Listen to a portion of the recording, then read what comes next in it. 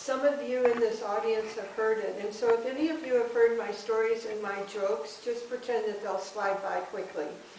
Is that there's a story about a mother, and she's cooking a roast. And she's cooking this roast, and she immediately, and her daughter comes in. And her daughter is participating with her mother. And as her mother is preparing this roast, she cuts 2 inches off of the raw meat and sets it to the side. So the mother then continues to prepare the meat. She seasons it, she browns it, she does what you do with roasts. And since I don't cook all the time, I'm not going to tell you exactly because I don't know. But anyway, that's not the reason of the story. So the story goes that all of a sudden the daughter asks the mother and says, "Why did you cut that extra meat off?" And the mother says, "You know, I don't know, but my mother always did that." And so the mother of the daughter is able to call her mother, and her mother being very astute and very capable of answering, the mother asks her mother, "Why did you used to do that with the roast?" And the grandmother of the daughter and the mother of the mother, are you following me? Yes. Yeah. Answers, "Because the pan wasn't large enough." So how many myths have you taken into now that you compare yourself to or should do or feel you could do or would do if circumstances were just a little different? And so how many times in our society do we see this? And how many times in the world do we see this? All the time. Is that so many people live by the myth of who they should be, how much money they should earn, the kind of professions they ought to have to be acknowledged or respected by society. You name it, all of those things are there. I'm not speaking of all of those things as good or bad, they just is what they is. Everything in your life is what it is until you interpret it. Do you understand that? Every experience, everything that you've said or heard, everything that you've done has been neutral until you've placed meaning to it. It may not have been easy for you, it may not have been smooth, it may have been a bumpy ride, or it may have been an incredible opportunity, but you were the one that placed the meaning to it, so it gave you the memory about it. Yesterday, the gentleman in the audience that I came with today, Mr. William Shaw, and I taught a natural law workshop in Casadega. And one of the participants there asked a question about pain. And I don't need to go into her question, but I often think that we bring pain forward. We bring memories forward. We bring the memories so easily forward. You know, when I was just a young woman and I wore a young woman's clothing, is that I was in Phoenix, and at the time, I grew up in the West, and I went back out there after I flunked out of college. You want to hear the whole story? Anyway, I was taking care of my nephew, and he was just a little person. He was very little. Did I mention that part? Anyway, and his mother had been gone my sister had been gone for a little time, and I had been there taking care of him. So the two of us were in the living room, and his name's Jimmy, or was, it's now Jim. Anyway, so Jimmy comes in, and his mother, my sister, said, "Jimmy, go get your shoes so we can go wherever we were going." And Jimmy runs into the little room to get it, and he's just this little squirt, you know, this little guy. And he comes back, and he's standing there, and you know, she gets a little impatient. I know none of you ever get impatient with anything, but anyway, she just said, "Jimmy, go get your shoes." And Jimmy looks up at her and says, "I can't." And she said, "Yes, you can. Now go get them." And he said, I'm too short." The shoes were up on a shelf.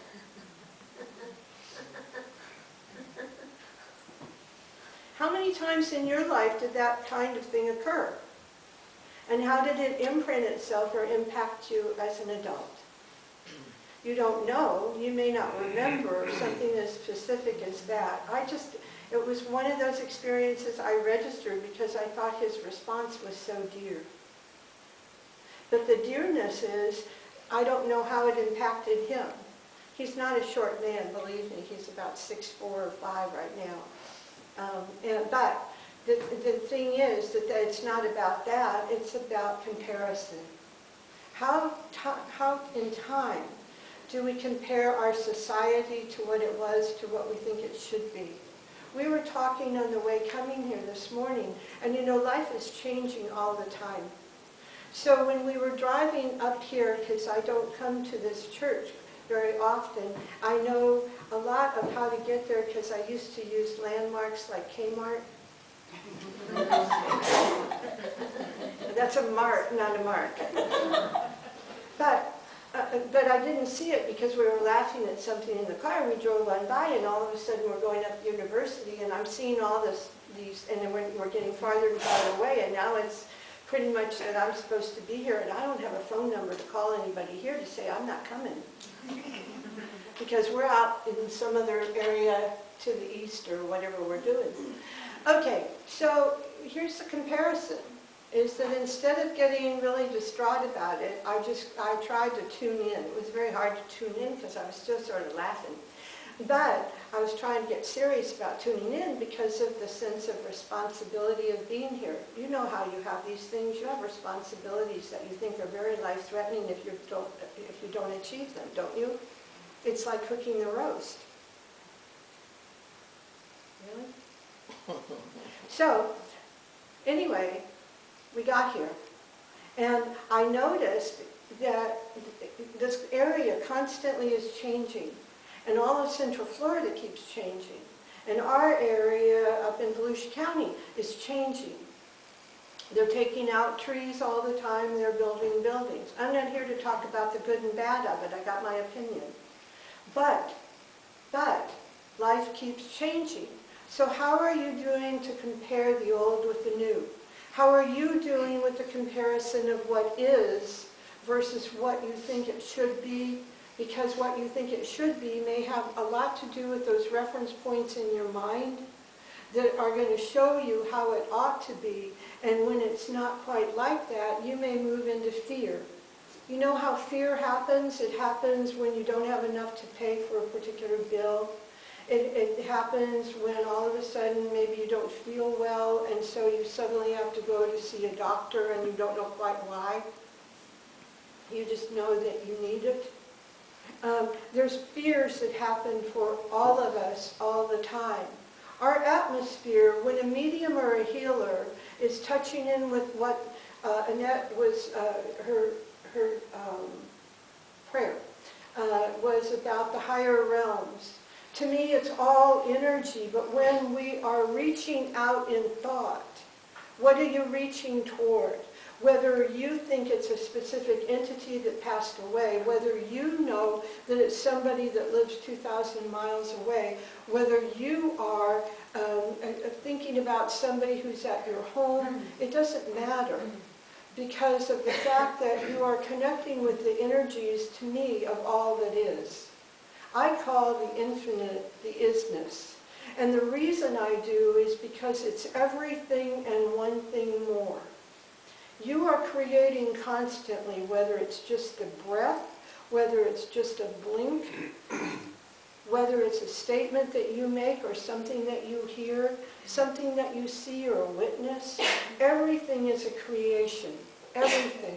And your life is moments of those creations that your soul is making. Are you going to compare what the should have been to what it could be, and you're right in the middle where you haven't done either? Or are you going to allow yourself to have the hope of tomorrow? Come on in. Are you going to have the hope of tomorrow, recognizing that there's always more? The soul of you wants to create, and it wants to create joyfully, it wants to create quickly, it wants to create impeccably. How it does that is in the direction you're looking, and if you're looking at the fear, and I was referring to change, because change is where we compare all the time. I notice the changes in my body. No, we're not going to go there. But I notice the changes in my clothes. I notice the changes in what I eat. I notice the change with certain friendships. I notice the change in certain tasks and capability. I notice the fact that it feels like I'm cramming 24 hours into 16. How about you? So what happens for us is our minds are constantly going to compare, and comparison is not a wrong thing. It's a natural thing where you place meaning to something with something else. And when you do that, it's also the way you will intuitively or mediumistically work with anything.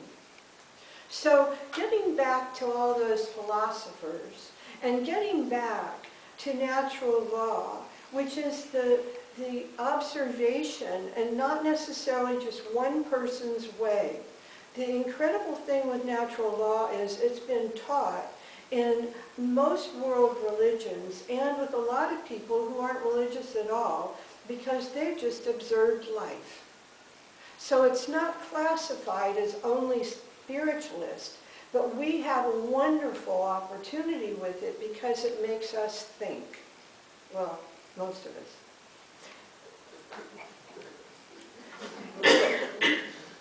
So, you have opportunity to become more and more self-realized.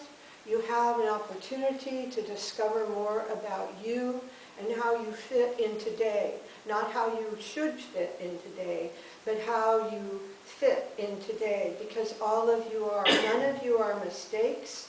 None of you have insignificance in being right here on this planet at this time doing this thing.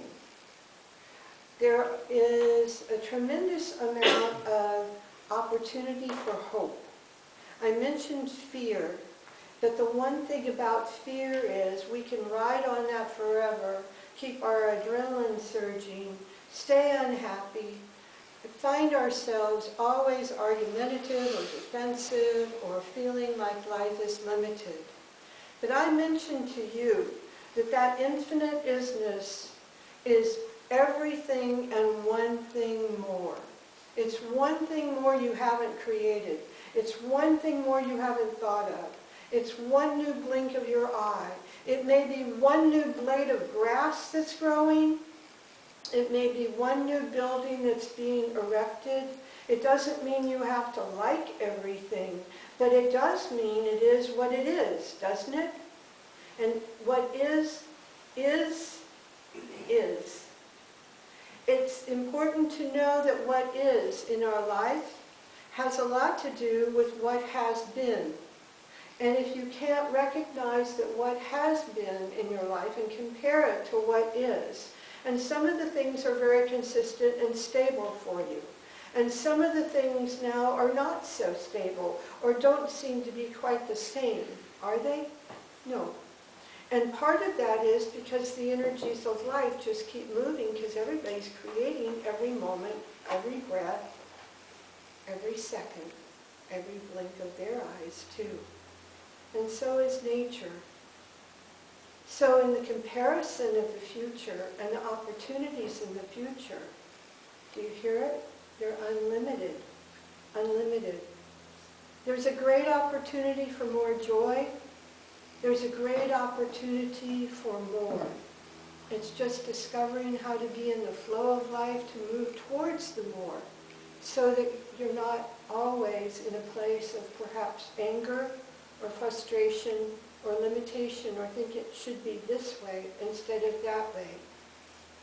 This morning, I dressed and I put my jeans on. I just wanted to admit to this. Partially because they're more comfortable, and partially because my older woman body keeps shifting We're not going to go there either. But I have them on. And normally I would have come into the church wearing formal slacks, at least.